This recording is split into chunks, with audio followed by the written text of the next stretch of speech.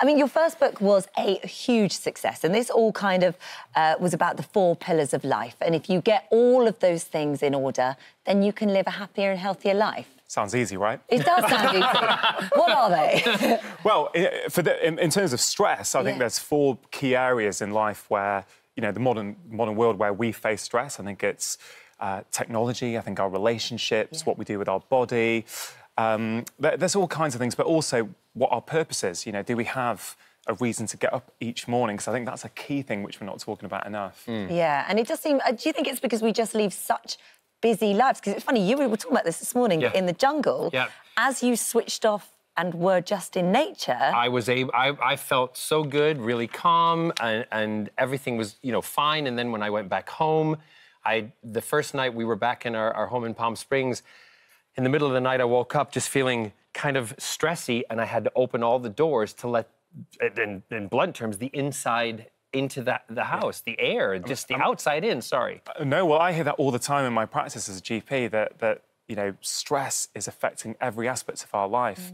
A lot of people don't know that about 80% of what I see every day as a GP is in some way related to stress, which is an incredible statistic. So, you know, anxiety, poor memory, low concentration, fatigue, even things like low libido and gut problems. Stress is a big, big driver. And it doesn't have to be big stress. It can be little mini stresses that all add up. Yeah, absolutely. So in my book, I write about this concept called micro-stress doses. So the idea is simple, right? We've all got our own personal stress thresholds. It'll be different for you, it'll be different for me. And we get exposed to little micro-stress doses every single day. So these are little things that in isolation don't actually do much harm. But if you add them up on top of one another, they get you closer to your threshold. When you get to your threshold, that's when we feel tense, that's when we overreact, we get irrational and angry. And, you know, the typical day, I would say, for people these days, maybe they've been binge-watching a box set the night before, and you're in bed and the alarm goes off at 6:30. That jolts you out of a deep sleep. That's micro-stress dose number 1. You put it on snooze, 6 minutes later, the alarm goes off again, micro-stress dose number 2.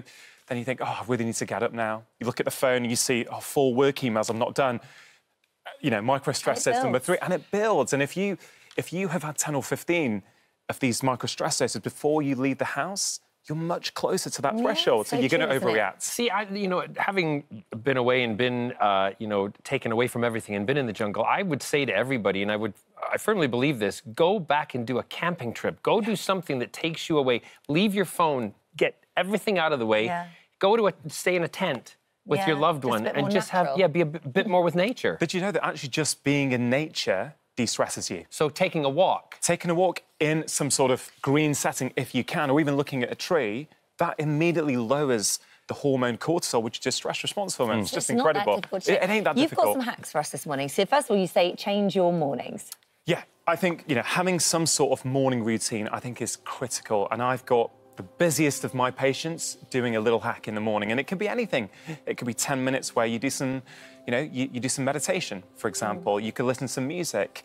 I'm a huge fan of breathing, right? Even if it's 1 minute of deep breathing.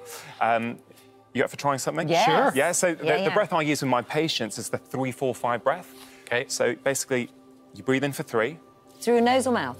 Ideally through your nose, but, you know, for people watching, don't stress too much about how you're breathing, but definitely, you know, breathe in for 3. Already, sorry, I'm not stressing anymore. OK, here we go. Okay. Breathe in for 3. Hold for 4. And breathe out for 5.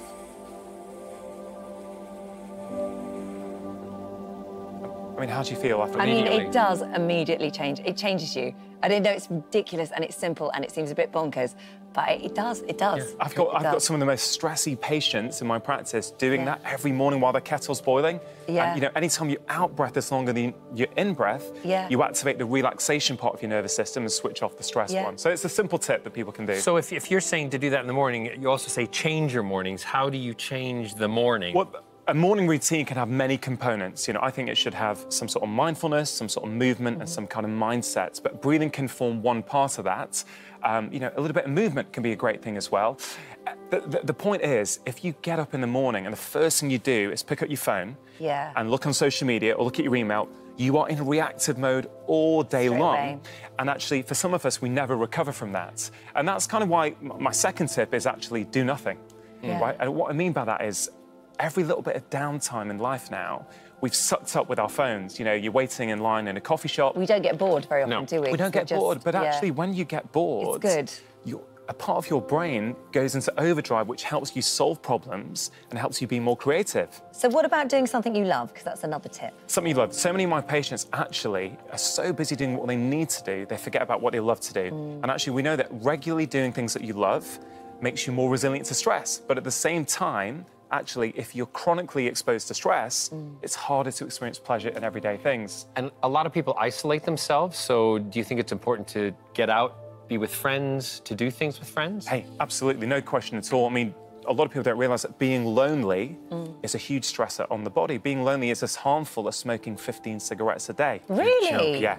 All this came out about 3 years ago. Wow. It's incredible because on an evolutionary level, if you weren't part of your tribe, in your community, you were vulnerable to attack. Wow. So your stress response would kick in. So I think that's a really important one. And so if you know somebody that is lonely or you've got a neighbour or something, go and knock on the door and say hello, because not only will you be helping them, it'll help you too, because by doing something kind for somebody reduces stress also. Absolutely. So, Holly, I know you've got kids. So I've got 2 young kids, and actually something we do every day over family meal times is we have a little gratitude game. And we all go around the table, my wife, me, and my 2 kids, and we all have to answer 3 questions. What have I done today to make somebody else happy? What has somebody else done today to make me happy?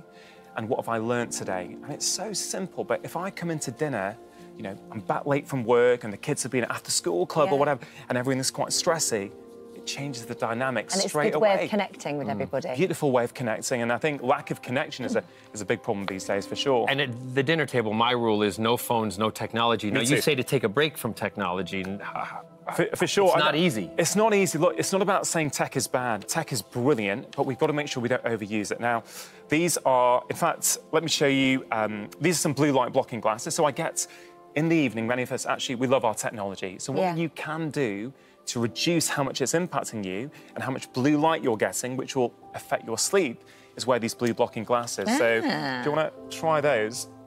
Those are my wife's, actually, which you've got at the moment. They are. She wears them in the evening. I feel calmer already. Oh, yeah, I was thinking yours have got coloured lenses in, but because mine are coloured, I can't see yours. That's so weird. I was like, yours just look good. But you know what? Actually, she, genuinely, my wife wears those in the evening, and within 20 minutes, she feels... Calmer. Calmer. Well, it's like rose-tinted glasses, literally. Life looks better. Everything just looks a little red. It looks There like the moon last night. are settings on your phone. There are settings, yeah. Look, some people... It feels a bit odd having this conversation with our glasses on. It does. It does. It's stressy. The reality is, you know, a lack of sleep is probably one of the biggest stresses on the body, and I think, you know, it's important that we try and sleep better.